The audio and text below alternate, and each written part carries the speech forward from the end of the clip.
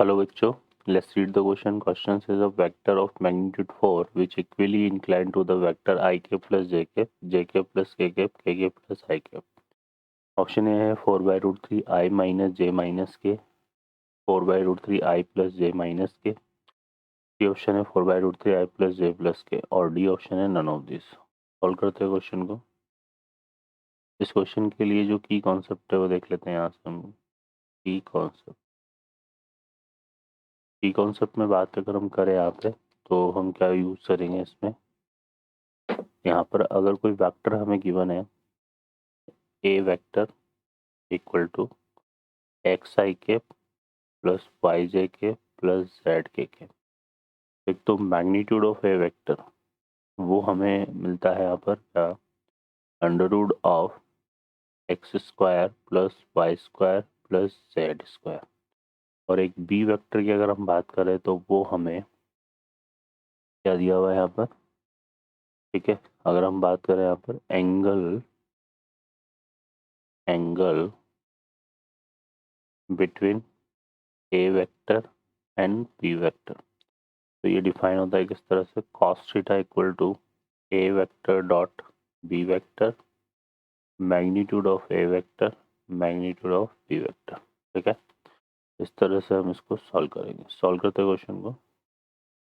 अब इस क्वेश्चन में यहाँ पर देखिए हमें क्या दिया हुआ है, अ वेक्टर ऑफ मैग्नीट्यूड 4। तो यहाँ पर कंसिडर कर लेते हैं लेट वेक्टर इज, यहाँ पे हमने क्या ले लिया, आर वेक्टर, जो कि हमने कंसिडर कर लिया x i cap y j cap and z k cap. ठीक है, एक तो यहाँ पर हमें क्या दिया हुआ है कि मैग्नीट्यूड ऑफ आर वेक्टर, ये कितना दिया हुआ है 4। इसको सिंप्लीफाई करेंगे तो ये आएगा x square plus y square plus z square का अंडर रूट 4 आएगा। तो x square plus y square z square कितना आ जाएगा, 16 आ जाएगा। ठीक है, सेकेंड यहाँ पर ये तीन वेक्टर दिए हुए हैं, इनको कंसिडर कर लेते हैं। Let a vector equal to हमने क्या ले लिया, आई के प्लस जे के। बी वेक्टर इक्वल टू हमने ले लिया जे के plus k and c vector equal to हमने ले लिया के प्लस आई के। ठीक है, तो ये हमने ले लिया यहाँ पर। अब हम क्या करेंगे, यहाँ पर ये बोल रहा है कि ये जो आर वेक्टर है इन तीनों वेक्टर का साथ इक्वली इंक्लाइंड है। तो यहाँ पर हम ले लेते हैं सबसे पहले angle between a vector and b vector, a vector and r vector. तो ये डिफाइन हो जाएगा किस तरह से, cos alpha equal to a vector dot are vector upon magnitude of A vector and magnitude of are vector. ठीक है, ये आ जाएगा हमारे पास। अब मैग्नीट्यूड ऑफ जो ए वेक्टर है, क्योंकि ए वेक्टर हमारे पास क्या है, यहाँ पर ए वेक्टर है हमारे पास आई के प्लस जे के। तो मैग्नीट्यूड ऑफ ए वेक्टर ये कितना आएगा, अंडर रूट 2 आ जाएगा। ठीक है ना। और इसी तरह से अब हम बात करेंगे क्या, angle between b vector and r vector. तो वो कैसे डिफाइन होगा, वो डिफाइन हो जाएगा, उसको कॉस ले लेते हैं, कॉस बीटा इक्वल टू किया जाएगा b vector dot are vector upon magnitude of B vector and magnitude of are vector. ठीक है, तो ये हमारे पास आएगा। तो अब यहाँ पर जो मैग्नीट्यूड ऑफ बी वेक्टर है, ये बी वेक्टर हमें क्या दिया हुआ है, जे के प्लस के कैप दिया हुआ है, जे के प्लस के कैप। तो यहाँ से मैग्नीट्यूड ऑफ बी वेक्टर हमारे पास वही रूट 2 आएगा, है ना। और फिर हम बात करेंगे यहाँ पर क्या, angle between c vector and r vector.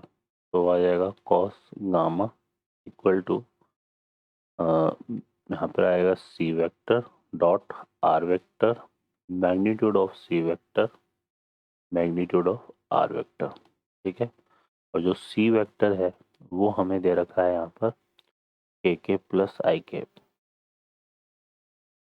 तो यहाँ से मैग्नीट्यूड ऑफ सी वेक्टर कितना हो जाएगा, ये भी आ जाएगा √2, 1 का स्क्वायर प्लस 1 का स्क्वायर। ठीक है, तो यहाँ पर हमने एक तो ये देखा कि ये जो है √2 ये मैग्नीट्यूड ऑफ ए वेक्टर के इक्वल भी है और मैग्नीट्यूड ऑफ बी वेक्टर के इक्वल भी है। ठीक है, और तीनों एंगल, क्योंकि ये बोला है कि इक्वली इंक्लाइंड है, मतलब तीनों एंगल हमारे सेम होंगे। तो सेकेंड हमारे पास क्या है, cos alpha equal to cos beta equal to cos gamma. तो यहाँ पे आ जाएगा A vector dot are vector magnitude of A vector magnitude of are vector equal to B vector dot are vector magnitude of B vector magnitude of are vector और C vector dot are vector magnitude of C vector magnitude of are vector. अब देखो यहाँ पर जो है हमारे पास magnitude of A vector b vector c vector ये इक्वल है ना। तो साला ये तो कैंसिल हो जाएगा नीचे वाला पार्ट। तो क्या बचा, A vector dot are vector equal to B vector dot are vector equal to C vector dot are vector. ठीक है, ये आ जाएगा।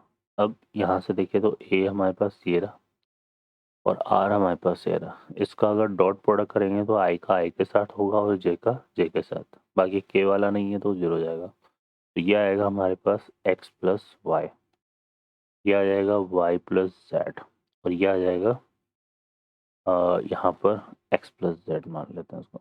मान क्या लेते हैं, मतलब ये हमारे पास के प्लस आई केप था ना, तो जेड प्लस और आई केप का जो कॉफिशेंट है यहाँ पर वो x है, तो जेड प्लस एक्स आएगा तो हमने x प्लस जेड लिख लिया। ठीक है, ये आ जाएगा। एक तो ये हमारे पास तीनों इक्वल आ रहे हैं और एक कंडीशन हमारे पास ये है x square plus y square plus z square equal to 16। ठीक है, अगर हम इसको सिंप्लीफाई करें, इसको अगर हम क्या करते हैं यहाँ पर देखिए, इसको अगर जो है हम सिंप्लीफाई करें,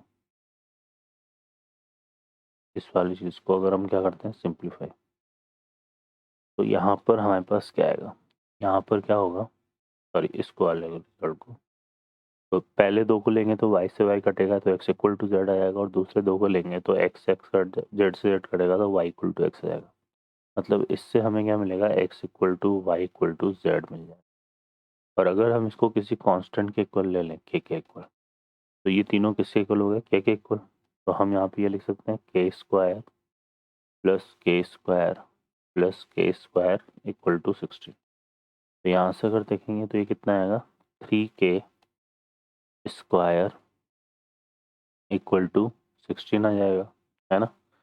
3k स्क्वायर इक्वल टू 16 आ जाएगा। तो के की जो वैल्यू है वो आएगी ±4/√3। ठीक है, तो x equal to Y equal to z equal to क्या आ गया, 4/4/√3।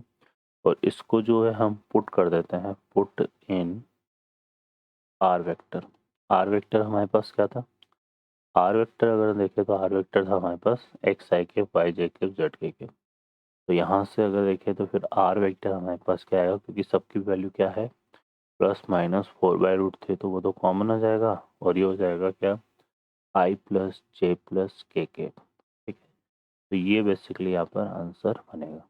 ऑप्शन में हम देख लेते हैं, तो 4/√3 आई प्लस जे के प्लस के एक मिल रहा है हमें यहाँ पर, मैच कर रहा है, तो सी ऑप्शन हमारा करेक्ट आंसर हो जाएगा। ओके बच्चों, इस तरह से प्रॉब्लम सॉल्व होगी। I hope you understand well. Best of luck, thank you.